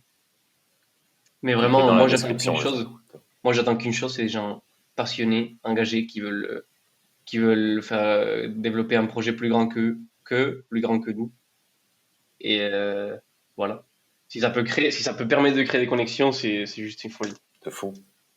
C'est aussi pour ça que je fais cette émission, tu sais. Ouais. C'est l'air de rien, c'est le 6e épisode. J'ai eu 6 interlocuteurs différents et en fait, à chaque fois, j'en reviens à la même conclusion quasi avec tous. C'est on parle quasiment tous à chaque fois d'une alliance, d'une union. C'est parce que Oui. l'épisode avec Moulax n'est pas encore sorti. Moulax, tu visualises qui c'est, youtubeur. Ouais, très bien, je vois, oui. Et on a beaucoup parlé de ça et on a beaucoup parlé de ça et notamment grâce à ce podcast. Et dans tous les cas, ça viendra. Ça Mhm. viendra. Oui, Je pense que c'est nécessaire de toute façon.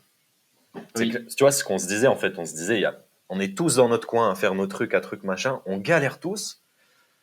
Alors qu'au final, bah, si on centralisait tout et enfin, au moins qu'on échangeait là-dessus, bah, il y a plein de trucs que Moulax était en train de passer, que j'avais déjà passé, que moi j'étais en train de passer, qu'il avait déjà passé. Tu vois ce que je veux dire? Mhm. Ah Et du coup, ouais, on s'est dit, bah, en fait, on est trop con, tu vois, en fait, on est trop con. oui, Dans le, de ouf. dans le simple univers du coaching, déjà, il y a ça. Alors, dans l'univers complet du street, laisse tomber, Ouais, laisse tomber. ouais, Après, totalement. voilà, il y a toujours ce truc en mode, tu vas en avoir plein des gars motivés. Genre là, tu vois, tu fais un sondage, tu ramènes, je suis sûr que tu fais au moins une conve avec 50 personnes. Après, il y a le passage à l'acte et là, ça filtre tout de suite, tu vois. Tellement. Mais là, du coup, ce qui est bien, c'est qu'on a déjà le filtre qui a été fait. On a déjà des gens qui ont passé le cap. Du coup, bah, ça te donne un certain gage de. Enfin, moi, je le vois comme ça, en fait. Les mecs qui se sont déjà lancés, bah, je sais que si on fait un truc ensemble, bah, on va y aller, tu vois ce que je veux Bien dire. sûr. On va pas le faire à. Enfin, je prends l'image de la Fédé, parce qu'à chaque fois, je trouve qu'elle parle trop bien, mais on va pas le faire à 36 pour finir à 3, tu vois ce que je veux dire. Ouais, Et voilà. Mais hyper totalement. intéressant ce que tu dis. Mais oui, et cette histoire dont je parlais de la vision de soi, aligner les actes et les pensées, parce que les pensées, elles Mhm. sont super importantes. C'est elles qui créent ensuite les actes, mais il faut qu'il y ait cette passerelle. Et c'est vrai que beaucoup de gens ont des énormes projets. J'en ai discuté avec des gars qui avaient des projets il y a 2 3 ans, des trucs de fous qui, s'ils se mettent en place, je suis persuadé qu'ils peuvent très bien marcher, qu'ils peuvent aider à la communauté street, mais il n'y a rien qui se fait. Donc, Mhm. si vous avez des idées et vous les utilisez pas, ben, en fait, elles servent à rien. Elles sont inutiles. Et même si elles sont parfaites, juste, c'est ça, il faut vraiment passer à l'action. C'est super important. Mhm. Et de toute façon, voilà, ça crée le filtre.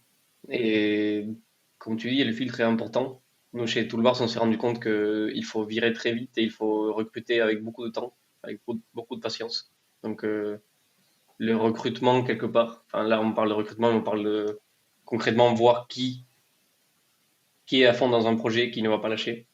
C'est super dur à voir. Et même, on a toujours des surprises, des gars qui bossent à fond pendant un an et qui, puis d'un coup, disparaissent tout d'un coup.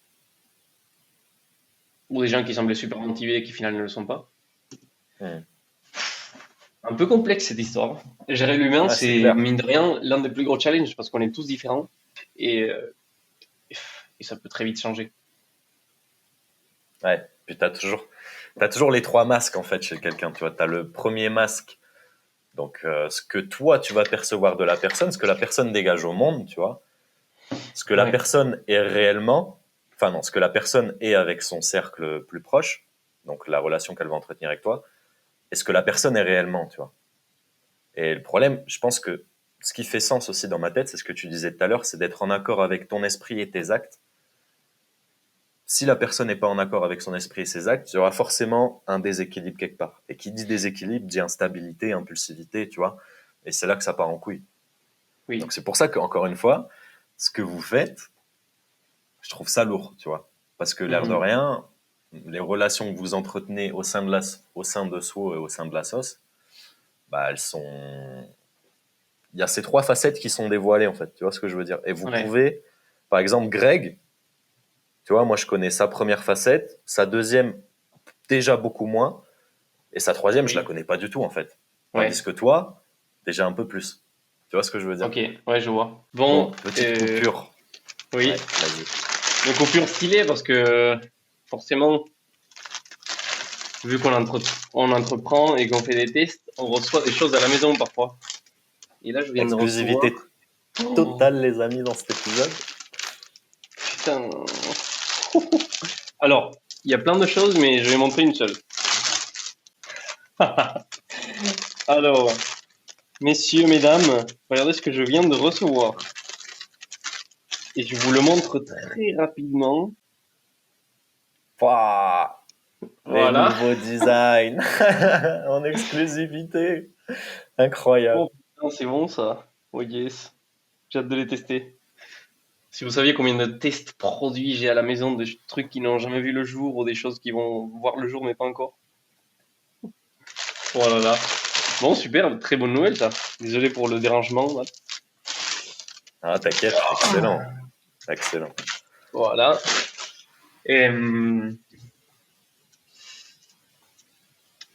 t'es où là les masques? Et oui, ben du coup c'est un énorme challenge de voir qui est réellement la personne. Et ça, tu ne peux le voir que avec du temps, du temps, du temps, du temps et des Mm. preuves. Juste voir les actes des gens, quoi. Ouais. Après, qu'on soit d'accord, nous avec soi, on essaye de. En fait, on motive les gens à aligner pensée et acte. Mais même moi, j'ai tellement de mal à le faire. Et je pense que tous, parce qu'au final, aligner ses pensées et ses actes, c'est,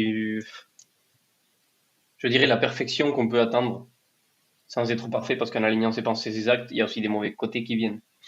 Mais c'est en aucun cas quelque chose de simple. mais quand on le fait, on se sent tellement bien. D'ailleurs, moi, quand je vais mal, c'est que j'ai arrêté de faire ça. Et même la semaine dernière, j'y repensais. Et je me suis dit, putain, Ah, de fou. De fou. il faut que je fasse ça. Et là, ici, devant mon deuxième écran, là, j'ai un truc écrit en espagnol. Siempre hago lo que creo correcto. En gros, c'est une phrase qui m'aide. Ça veut dire, je fais toujours ce que je pense être le bon, être bon. Et quand je le lis, parfois ça me rappelle des trucs et je me dis, merde, je fais quoi là? Enfin, je sens que c'est pas ce que je devrais être en train de faire. Du coup, il faut le modifier. Et je pense qu'on a tous au fond de nous une partie d'intuition plus ou moins grande qui nous dit, mais non, non, là, tu t'égares. Là, ce que tu fais, c'est pas bien par rapport à toi qui tu es. Et, mais bon, ça, encore une fois, on ne peut que motiver les gens à essayer de le faire, mais on ne pourra jamais le faire à leur place. Ouais. Donc, moi, je fonctionne beaucoup par essayer d'inspirer les autres par ce que je fais pour qu'ils se disent, putain, ça marche bien chez lui, il faudrait qu'on fasse aussi. Plutôt que d'essayer de. Sinon, on va être frustré à vie. Tu vois. On ne peut pas trop changer les gens, on peut juste leur montrer la lumière pour qu'ils cherchent, trouvent leur propre voie. Quoi. Voilà. Ouais, c'est clair. Et ce que tu as dit que je Donc, trouve hyper intéressant là-dedans, c'est que c'est tout le temps variable, tu as tout le temps des remises en question, tu as tout le temps cette pensée qui te dit est-ce que c'est en accord, est-ce que truc. Et ce qui va faire que tu vas pouvoir tomber en accord, c'est que tu vas passer à l'acte en fait. C'est pour moi, il n'y a pas de, tu vois, je sais que pendant mes jeunes années, j'avais toujours plein de pensées, plein de trucs, mais jamais je passais à l'acte. Et encore maintenant, tu vois. Encore maintenant, oui. je pense à plein de trucs et tu passes pas à l'acte, mais Mhm. comme tu l'as dit, à chaque fois que je passe à l'acte, je me sens beaucoup mieux, quoi. Je me sens beaucoup mieux. Ouais. Et que ça marche ou que ça marche pas. Franchement, Totalement. franchement, rien à foutre. Totalement. Ouais. Et encore, et plus c'est dur, si tu le fais et même si ça marche pas, t'es content. Mm. Moi, je veux dire un truc qui me ressemble beaucoup. Moi, j'ai beaucoup de mal à aller voir des filles et leur dire ce que je ressens. C'est quelque chose qui est très difficile pour moi, tu vois. Et même quand je le fais, si ça marche ou ça marche pas, c'est génial. Parce que, en fait, tu t'es aligné et ton corps le comprend. Et il te récompense. Ou, je sais pas, il y a des choses qui pour moi sont complexes. Par exemple, la vente, essayer de convaincre quelqu'un sur un projet parce que parfois je peux sentir que je les pousse trop, tu vois. Moi, j'aime beaucoup plus. Je préfère être diplomatique et équilibré et prendre du temps. Et parfois, quand il faut passer à l'acte et être un peu trop agressif, je me sens mal. Enfin, j'ai pas envie de le faire. Et puis quand je le fais parce que je sais que c'est ce qu'il faut faire, juste ça, ça détend et tu te sens beaucoup mieux. Des conversations difficiles que tu dois avoir avec ta famille, avec ton couple, avec tes amis, tu sais au fond de toi qu'il faut que tu les aies pour être en paix. Donc en fait, c'est la même chose qu'on parle là, acte, pensée. Et quand tu les fais, peu importe le résultat, ça va beaucoup mieux. Donc, et Ouais. ça peut se voir en street. Parlons street aussi, parce que je suis persuadé qu'il y a toujours un exemple dans le street workout, en lien avec ce qu'on dit dans la vie. Et un street workout, vous le savez quand vous commencez à avoir mal au tendon du biceps, quand les périos commencent à arriver, ou quand le backstab de front là fait mal et que tu lâches et tu continues à t'entraîner parce que on a un ego 3 fois trop grand et qu'on veut se développer. Et tu sais très bien que ton corps te demande du repos ou te demande de dire ok, au lieu de faire 100 pull-ups cette séance, t'en fais 50. Ou je sais pas si tu te reposes plus, tu manges mieux, et on le fait pas. Par contre, quand on le met en place, on se dit putain, enfin j'ai bien fait les choses et tu te récompenses, tu t'auto-récompenses d'une façon un peu étrange et ce sentiment est dingue. Juste réfléchissez, vous qui nous écoutez, à quel a été le meilleur moment de vos vies dans lequel vous vous sentiez épanoui et accompli. Pas heureux, je pense que c'est un peu différent, mais épanoui et accompli. Sentir une sensation de putain, c'est ça, je suis équilibré dans ce que je fais, ça me ressemble. Et à quel point vous étiez aligné entre ce que vous pensiez et ce que vous faisiez. Et à l'inverse, pensez au contraire. au pire moment de down, qu'est-ce que vous faisiez et qu'est-ce que votre corps vous demandait? Est-ce que c'était vraiment les mêmes choses ou est-ce que vous étiez totalement déséquilibré? Moi, c'est ce qui m'a permis de me rendre compte que putain, les 3 meilleurs moments de ma vie où j'étais le plus accompli, j'étais mais comme ça, acte et pensée, la même chose, la même chose, la même chose. J'estime que c'est quelque chose qui peut parler à tout le monde, de façon plus ou moins métaphorique, mais bon. Et c'est important d'y penser. Parce que parfois on s'oublie, parfois on oublie d'écouter ce qu'on a dans la tête et d'agir en conséquence. Et quand on oublie ça, c'est un peu dur de sortir du trou quand même. Plus tu t'enfonces, plus c'est dur. Et on devient de moins en moins objectif. Et juste en reprenant le cours de la vie par rapport à ce que tu penses être bon, ça va beaucoup mieux. Voilà. Ouais, hyper intéressant. Pour te reprendre un peu, Agustine, dans le fil du podcast, parce que là, on est déjà à une petite heure et demie quand même.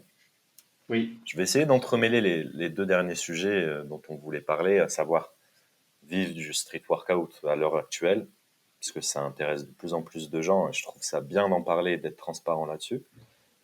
Et aussi gérer sa vie du coup d'athlète et d'entrepreneur, parce que souvent on entend dire, tu vois, on entend souvent des gens qui disent pour être fort en quali, faut être au chômage et s'entraîner tous les jours, tu vois ce que je veux dire?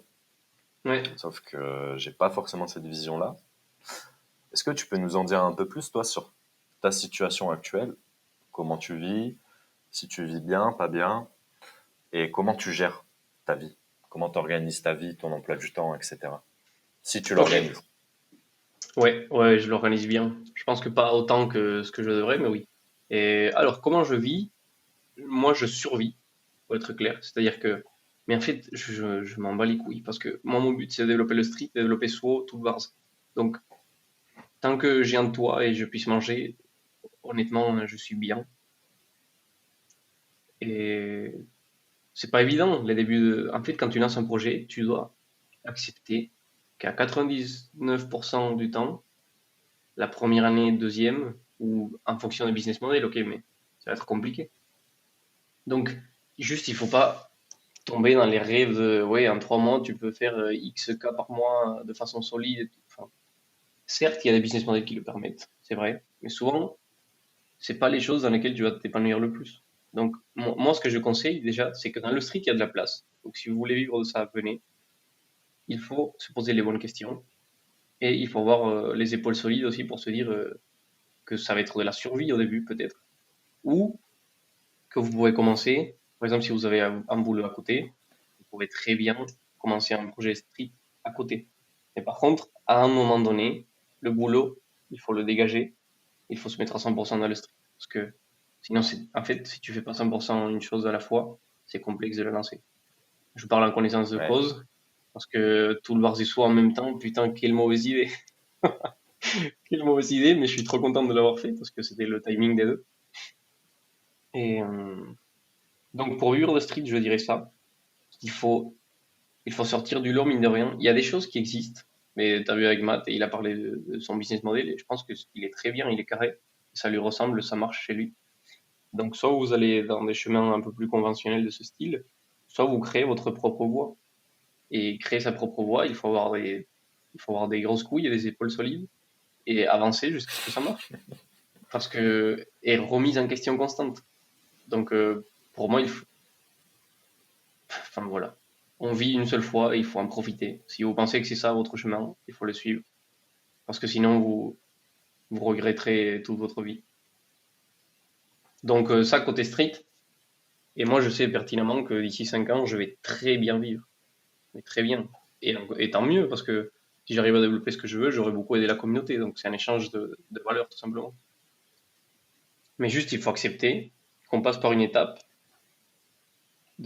enfin, progressive, quoi. ouais, ouais, c'est Voilà. ça. Surtout dans un monde où on veut tout de suite, où toutes les 2 stories sur Instagram, tu as une pub d'un mec qui te dit tu veux générer 10K par mois. Attends, nanana, tu vois. Et ça Ouais. brainstorm, ça mindfuck beaucoup les gens et Mm. c'est dommage. Et en tout cas, ce que tu dis fait sens. Dans tous les cas, quasiment l'intégralité des gens qui entreprennent en calisthenics, et je m'en rends compte de plus en plus à travers l'échange de ces podcasts, survivent actuellement. Oui. C'est de la survie. Par contre, Et ouais. dans quelques années, dans 5 ans, Gornation, ils survivent pas. Ils sont pas en train de survivre. Ils sont en train de bien vivre. Et tant mieux, ça fait 9 ans qu'ils font ça. Ou 8, je sais plus. Et dans 5 ans, quand toi, tu vivras très bien, quand moi, je vivrai très bien, les gens, ils vont regarder, ils vont se dire, putain, je veux faire ça. Ils vont pas voir le chemin derrière qui a été des années et des années de sacrifice. Donc, c'est juste une situation un peu frustrante où forcément, tu vois quelqu'un qui réussit, tu te dis, putain, il faut que j'y arrive tout de suite. Mais en fait, cette personne-là, elle n'a pas réussi tout de suite. Mais Matt, ça fait 10 ans qu'il s'entraîne.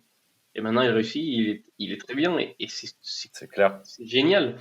Mais tu peux pas débloquer un front aujourd'hui et dans 6 mois, te dire, putain, je veux être aussi fort en coaching que Matt.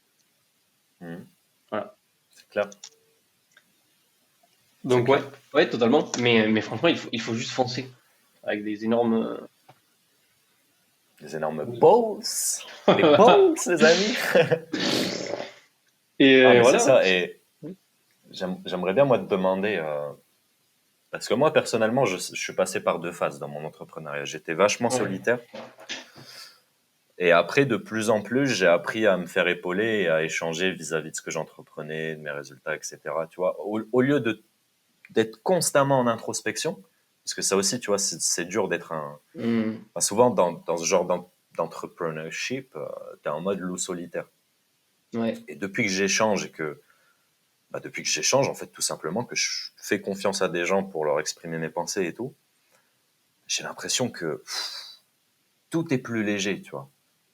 Et tout va beaucoup mieux, tout prend plus de sens et j'ai beaucoup plus de facilité à rebondir vis-à-vis de Ouais, je l'échec et des comprends. difficultés. Toi, Ouais, ça t'en fait es où sens. vis-à-vis de ça? Mais moi, j'ai un parcours assez différent au tien parce que en fait, j'ai l'impression que quand je suis seul, j'agis très bien et j'arrive à bien m'aligner. Par contre, j'ai tendance à trop écouter l'extérieur. Ok, Donc, ouais, ça ne représente plus un soutien comme ça devrait être, mais juste un brouillard d'idées différentes qui viennent déstabiliser les miennes. Donc, moi, je dirais qu'il faut trouver un juste milieu entre être un loup solitaire, parce que si tu es arrivé là où tu es aujourd'hui, c'est parce que toi, tu as des bonnes idées et tu sais comment les mener. Donc, il faut parfois mettre les œillères et se dire, ben, ça y est, ça c'est ma stratégie, je fonce.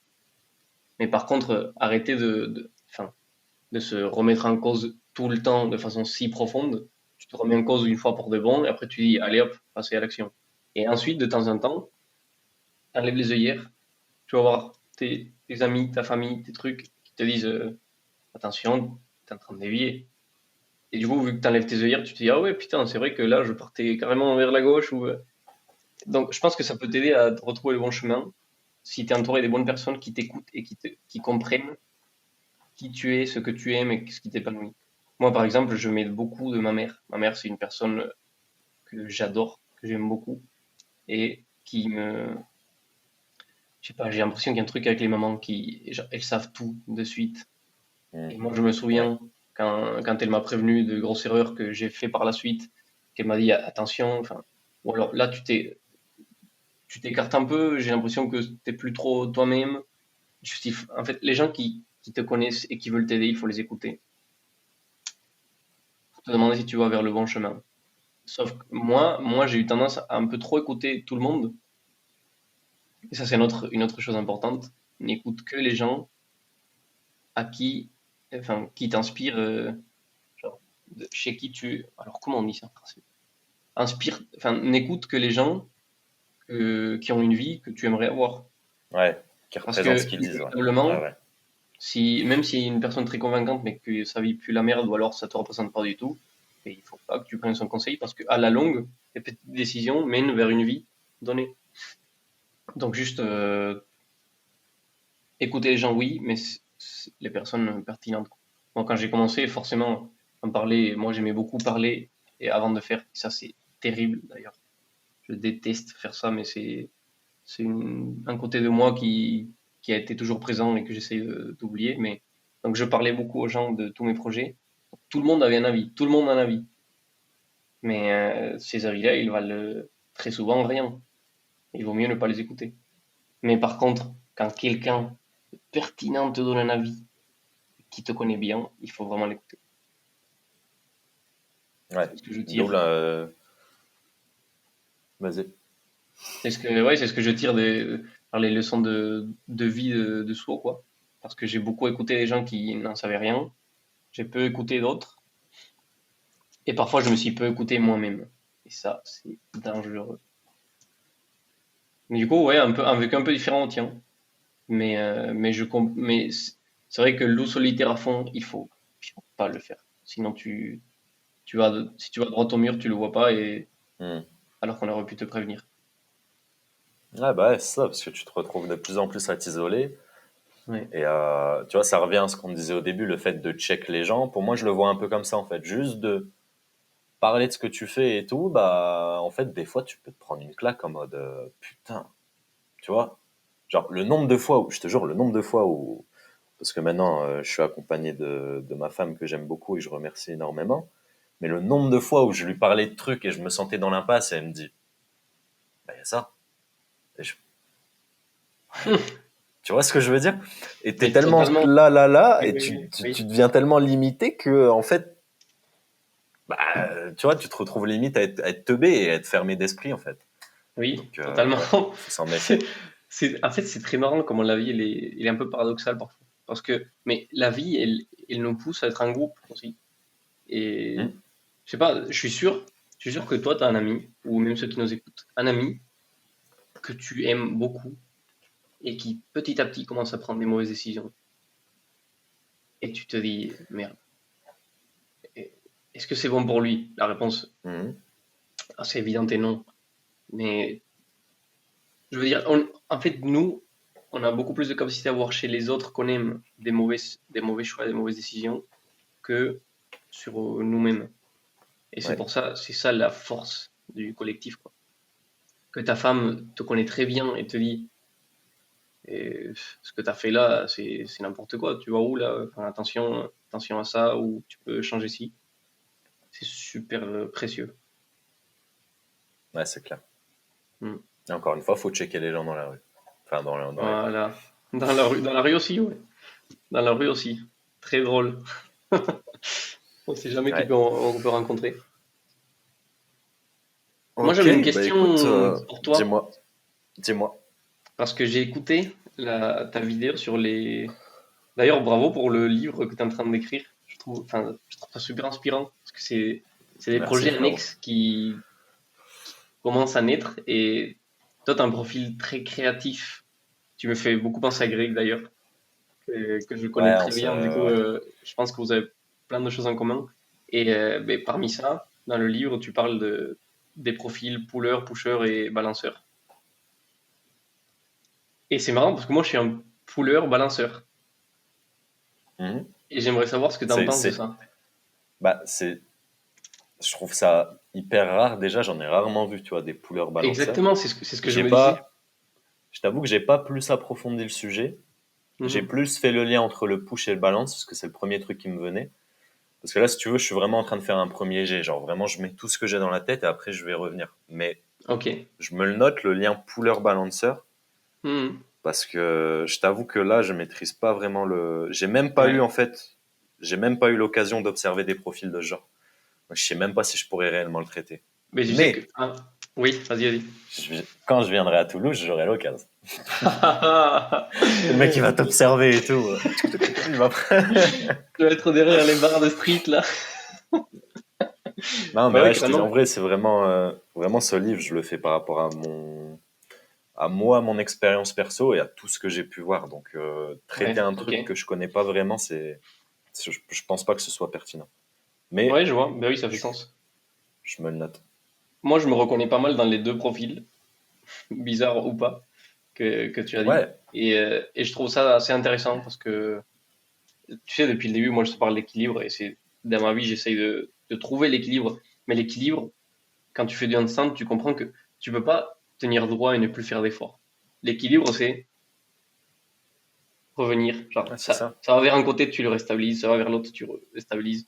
Et c'est avoir une intention d'équilibre plutôt. Parce que l'équilibre Mhm. n'existe pas réellement sans plus bouger. Et ça, c'est ce que j'essaye de faire avec So. Donc, j'ai trouvé assez marrant. Je m'identifiais pas mal à ça. Et puis, le fait que tu dis que les couleurs attirent les choses. Et moi, j'ai un profil beaucoup plus diplomatique et fédérateur que de chasseur. Ouais. Donc, Ouais, c'est assez intéressant. Ouais. après, je t'ai dit, c'est un truc vachement générique. Forcément, je peux pas aller non plus dans l'individualisation au maximum. Ça varie forcément, mais en tout cas, sur peut-être une centaine de couleurs que j'ai rencontrées, 85-90 avaient dégagé ce Mhm. truc, en fait. Tu vois, cette image Ouais. de, Ouais. je sais pas, tu vois, et je pense que ce serait même super intéressant de faire une étude sur. Mais tu viens de me donner une idée là. Je viens même de me dire pourquoi est-ce que je ferais pas intervenir des gens directement dans mon livre pour apporter eux-mêmes leur témoignage, tu vois. Ah ouais, Si ça t'intéresse, je t'en reparlerai, bah mais ouais, tu vois que je carrément. t'accorde 1 ou 2 pages où toi tu parles de ta vision du truc et ça pourrait être grave intéressant. Ouais, bah oui, clairement, j'aime beaucoup, ouais. Mm. Putain, Ouais. le street, c'est le reflet de qui on est. C'est abusé. Ouais. Et d'ailleurs, tout à l'heure, tu parlais d'un truc. Tu disais que chaque aspect du street pouvait se retranscrire dans la vie. Mm. Bah, c'est complètement vrai. Et d'ailleurs, je sais pas si vous pouvez peut-être y penser avec tout le bars, mais moi, j'ai été employé dans une association pour ça. Mon rôle, c'était coach en insertion par le sport. Donc, en fait, je Oh, me servais de stylé. ma discipline urbaine qui peut s'emmener partout. Mon rôle, c'était d'aller m'entraîner dans la rue, détecter des jeunes qui étaient en difficulté. En vrai, j'étais dans les quartiers. Mon but, c'était de détecter des jeunes qui faisaient de la merde, tu vois, qui avaient Ouais. plus trop de sens dans leur vie et tout. Et Mm. mon rôle, c'était de créer des séances avec eux dans laquelle on allait apprendre une leçon de la vie. Par exemple, le dévouement, la persévérance, etc. Et en gros, à travers une séance de sport, où il va se sentir en difficulté, etc., retranscrire cette compétence et lui inculquer. Et ça, Pouah. pour ça, en France, il y a énormément de subventions, de plus en plus, parce que Mhm. l'État se rend compte que avec le sport, tu peux aller détecter les jeunes qui sont NEET. Je déteste ce terme, je les emmerde avec leurs chiffres, c'est pour ça que j'ai arrêté ce métier. Ça me dégoûte, parce qu'au final, tu te rends compte que c'est qu'une question de statistique, parce qu'un jeune qui n'est ni à l'emploi, enfin bref, je pars trop. Mais du coup, ils sont ni à l'emploi ni en formation, et ça coûte de l'argent à l'État. Et du coup, l'État subventionne beaucoup Mm. d'associations pour faire ça. Ok, Voilà, intéressant ça. Ouais, c'est une idée ouais, que je te donne. c'est un point sympa, ouais, totalement. Voilà, Ouais. voilà. Mais du coup, oui, le sport est l'école de la vie. Et, tous les sports et tout ce que tu fais, tout, même le simple fait de marcher Ouais. pour aller faire tes courses, ça t'apprend quelque chose. Ça, Oui. franchement. Ouais. Enfin, voilà quoi. Écoute, Ouais. Agou, ça fait déjà 1h40 là qu'on enregistre. Putain. Honnêtement, si ça tenait qu'à moi, je pense qu'on pourrait au moins faire trois Ouais. quatre heures si ça tenait qu'à nous deux. Mais on va s'en garder pour la suite. Dans tous les cas, on Ouais. aura l'occasion, je l'espère, de refaire des épisodes au moment Totalement. voulu, où ça aura avancé de ton côté. Tu pourras nous faire un peu des news, notamment sur ce Mhm. qu'on a vu tout à l'heure, sur ce Ouais. qui va se passer après. Donc oui. En tout cas, écoute, c'est un réel plaisir pour nous de t'avoir ici. Merci beaucoup pour ton temps. Les amis, vous qui nous écoutez encore, tous les liens en rapport avec Agustine et Swo sont dans la description. Vous avez juste à cliquer. Et Agou, encore merci et je te dis à bientôt. À Et bientôt. merci beaucoup, Matt. C'était un vrai plaisir pour moi aussi de participer. Et si ça a pu inspirer ne serait-ce qu'une personne à faire un changement dans sa vie qui va lui faire du bien, tant mieux. Et moi, c'est ce que j'essaye de faire tous les jours, que ce soit avec l'asso ou la marque. J'espère que ça fera ressentir. Et il y a un tas de sujets encore qui restent à parler. J'ai l'impression Ouais, c'est d'avoir clair. rien dit limite, alors qu'on est presque à 2 heures. Mais merci beaucoup, Matt, pour cette invitation. Et avec plaisir pour la suite, pour un autre épisode dès qu'on aura la possibilité. Ouais, avec plaisir. De toute façon, on va s'en refaire un petit juste après, là, t'inquiète. Bon, Agou, ciao, ciao, frérot. Merci beaucoup. Salut, salut. À bientôt. Ciao, ciao.